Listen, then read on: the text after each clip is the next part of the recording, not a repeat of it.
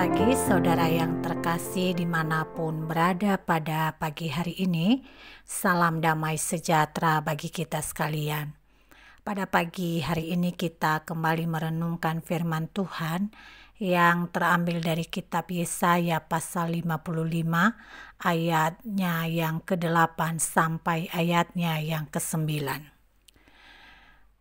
Demikian firman tertulis. Sebab rancanganku bukanlah rancanganmu, dan jalanmu bukanlah jalanku. Demikianlah firman Tuhan. Seperti tingginya langit dari bumi, demikianlah tingginya jalanku dari jalanmu, dan rancanganku dari rancanganmu. Saudara yang terkasih dalam Yesus Kristus, dalam sebuah kesempatan saya menerima panggilan telepon dari seorang teman lama. Dari nada suaranya terdengar jelas aura emosi yang sedang dialaminya. Dia dalam keadaan tertekan dan benar saja. Ia bercerita panjang tentang sebuah masalah yang menurutnya akan mendatangkan risiko yang besar. Di ujung pembicaraannya dia berkata, saat ini kami membutuhkan mujizat segera.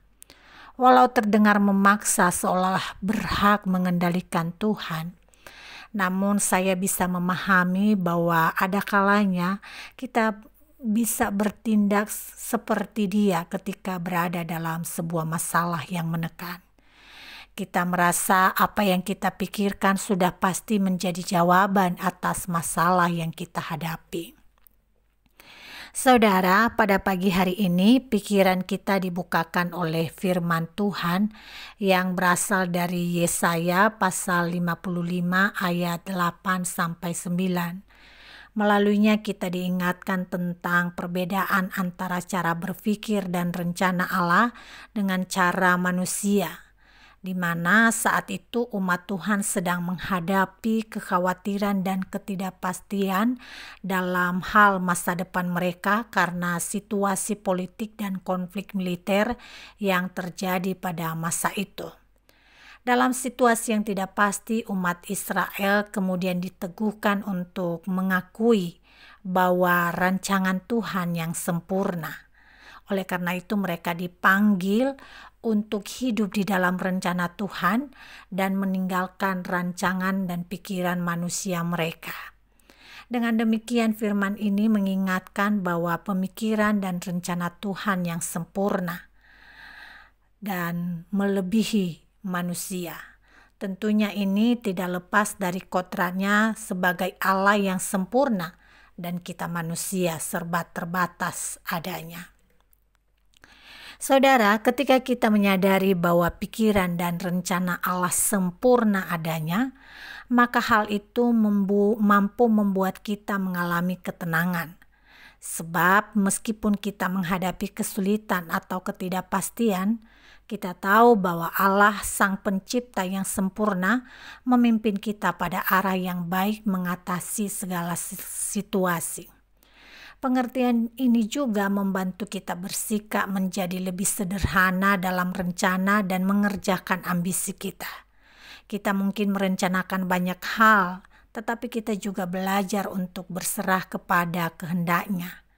Kita lebih rendah hati dan terbuka untuk menerima segala situasi yang tidak sesuai dengan pikiran kita, sekaligus membentuk pribadi kita menjadi pribadi yang sabar dan ikhlas menerima situasi yang meleset dari perencanaan.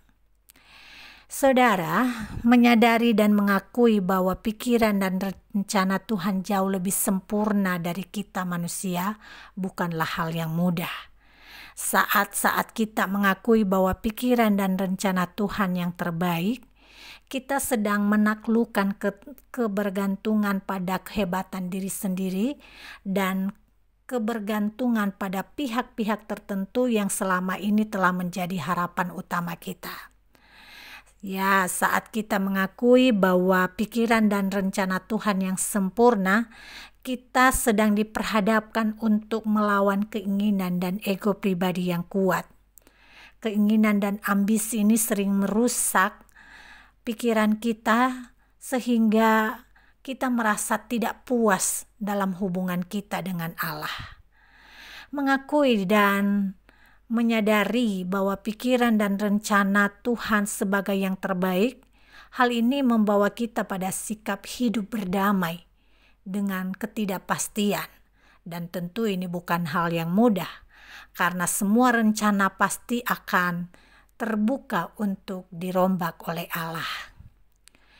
Saudara, begitu beratnya mengakui bahwa Tuhan adalah yang sempurna dalam hidup ini, termasuk di dalam pikiran, rencana, dan jalan-jalannya, maka kita butuh kekuatan Roh Kudus yang terus bekerja di dalam diri kita.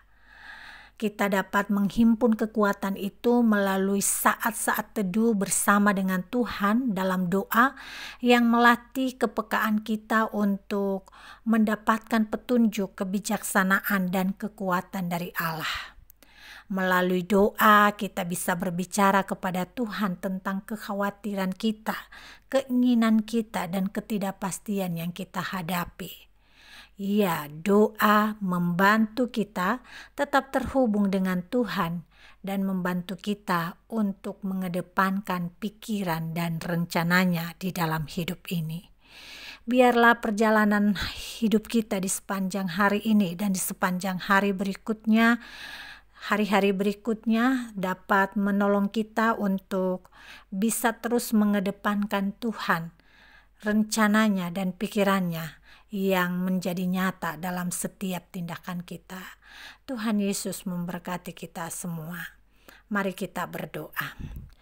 Terima kasih Bapa yang baik, kami bersyukur untuk firman-Mu yang menyapa kami di pagi hari ini, di mana kami diingatkan kembali bahwa rencana Tuhan, pikiran Tuhan, dan jalan Tuhan yang terbaik.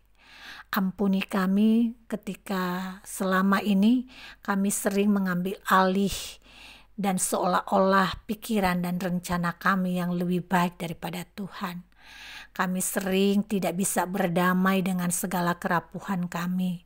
Kami sering marah ketika apa yang kami pikirkan jauh dari kenyataan. Pada pagi hari ini kami diingatkan kembali bagaimana Tuhan menyapa kami untuk bisa membuat hati kami dididik untuk menjadi ikhlas, sabar, teguh, dan berpengharapan kepada Tuhan dalam pikiran dan rencananya yang sempurna.